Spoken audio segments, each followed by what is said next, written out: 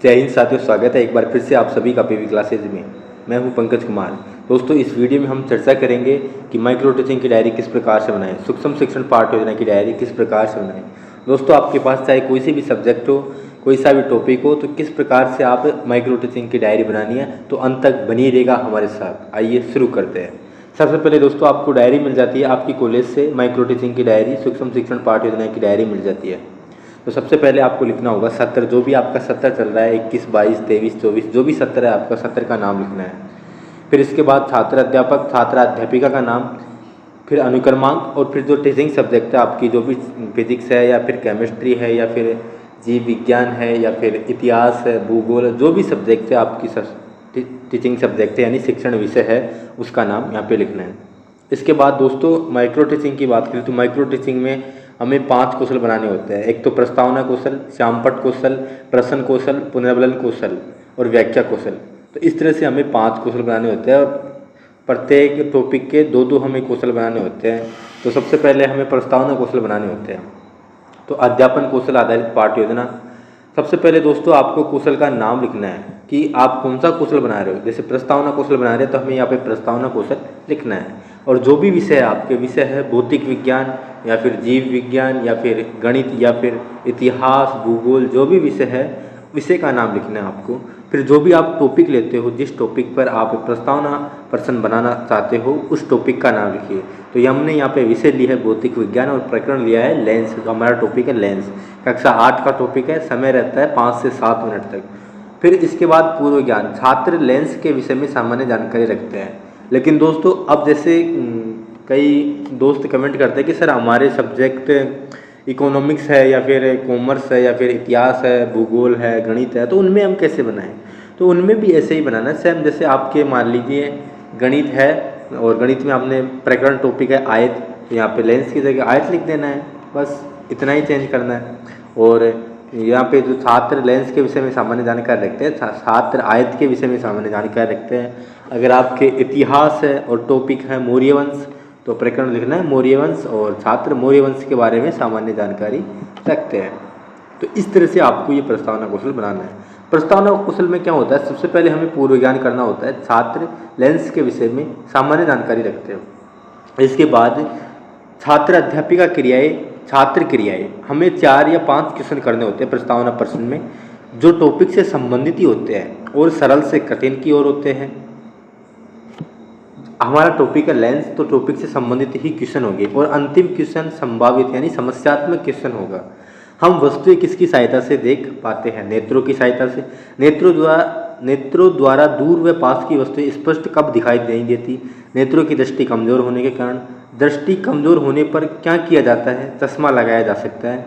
चश्मे में क्या लगे होते हैं, लेंस। लेंस के बारे में आप क्या जानते हैं, समस्यात्मक क्वेश्चन हो जाएगा ये। फिर उद्देश्य कथन करना है। अच्छा तो बच्चों, आज हम लेंस के बारे में विस्तार पूर्वक अध्ययन करेंगे। तो इस तरह से ये प्रस्तावना कौशल कंप्लीट होता है। हमारा टॉपिक था लेंस, विषय थी भौतिक विज्ञान।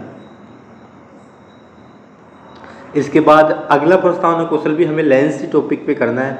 कई कॉलेजों में अलग टॉपिक भी ले लेते हैं, कई कॉलेजों में बताते हैं कि एक ही टॉपिक पे आपको 2 कौशल बनाने हैं, प्रस्तावना कौशल।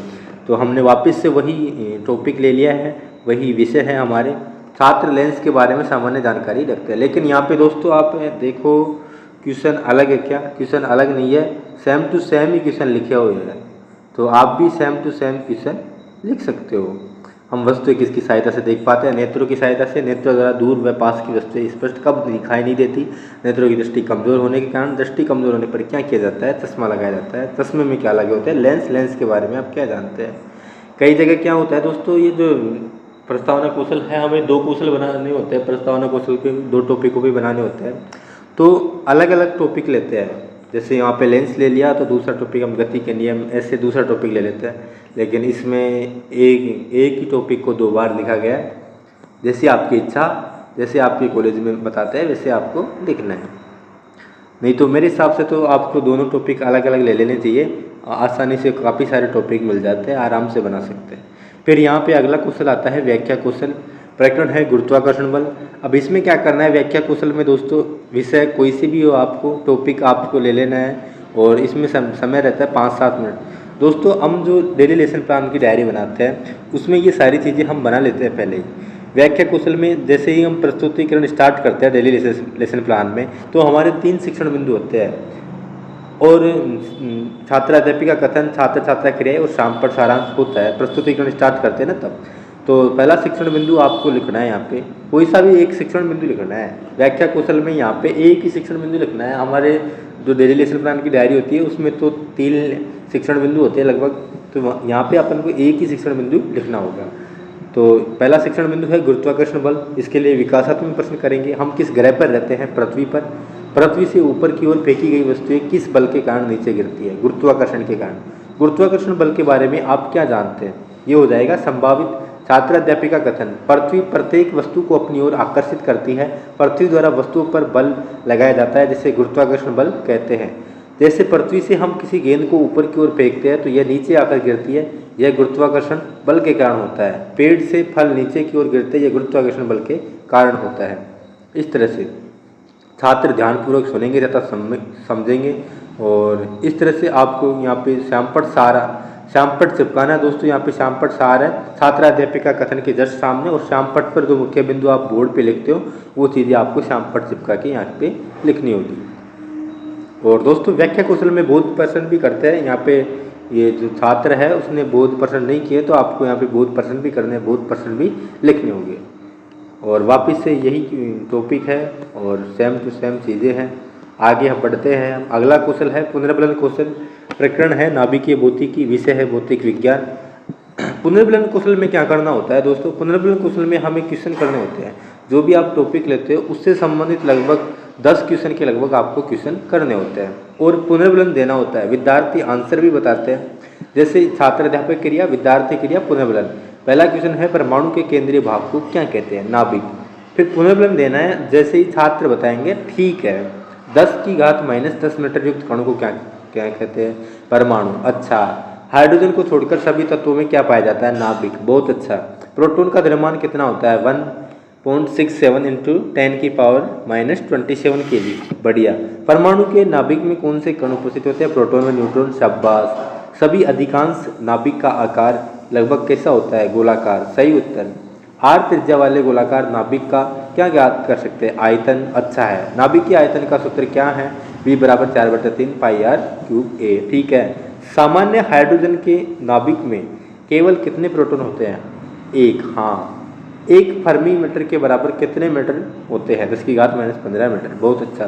तो इस तरह से आपको पुनर्बलन कौशल करना है, पुनर्बलन देना है और 10 क्वेश्चन के लगभग आपको करना है। सेम टू सेम चीज़ें यहीं पे लिखी हुई है। आगे हम बढ़ते हैं प्रश्न कौशल की ओर।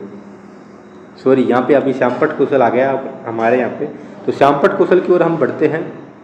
तो श्यामपट्ट कौशल में दोस्तों क्या करना है? श्यामपट्ट में आपके जो भी विषय है, जो भी टॉपिक लेते हैं और उस टॉपिक के बारे में आपको यहाँ पे एक श्यामपट्ट चिपकाना और उस श्यामपट्ट पर लिखना है। जैसे यहाँ पे हमने टॉपिक लिया है बल, हमें बल के बारे में लिखना है। किसी वस्तु को धकेलना या खींचना ही बल कहलाता है। बल एक सदिश राशि है जिसका अर्थ है इसका परिमाण और दिशा दोनों होते हैं। बल का सूत्र द्रव्यमान गुणा त्वरण, F = ma। और यहाँ पे चित्र बनाकर समझाना है भी किस तरह से बल कार्य कर रहा है, किस प्रकार से। और सूत्र होता है F = ma। बल का मात्रक किलोग्राम गुणा मीटर प्रति सेकंड स्क्वायर। इसके बाद बल का अंतर्राष्ट्रीय मात्रक न्यूटन। इस तरह से श्यामपट्ट पर लिखते हुए और समझाते हुए चलना है दोस्तों। इसमें भी आपको बोध प्रश्न करने होंगे, 2 बोध प्रश्न करने होंगे और वो बोध प्रश्न यहाँ पे छात्रा ने नहीं किया तो आपको लिखने हैं 2 बोध प्रश्न टॉपिक से संबंधित कोई भी। और यहाँ पे सेम वही है श्यामपट्ट कौशल। अगले कौशल की तरफ हम बढ़ते हैं। अगला कौशल है प्रश्न कौशल। और सब्जेक्ट आपकी कोई सी भी हो तो प्रश्न कौशल में क्या करना होता है? हमें क्वेश्चन करने होते हैं। जैसे कोई सा भी टॉपिक है उससे संबंधित हमें 10 क्वेश्चन करने होंगे बस, और छात्र उसके आंसर देंगे। ये होता है प्रश्न कौशल। जैसे अभी हमारा विषय है भौतिक विज्ञान, प्रकरण है विद्युत आवेश। समय 5-7 मिनट रहेगा। छात्र अध्यापिका कथन, छात्र छात्रा क्रिया।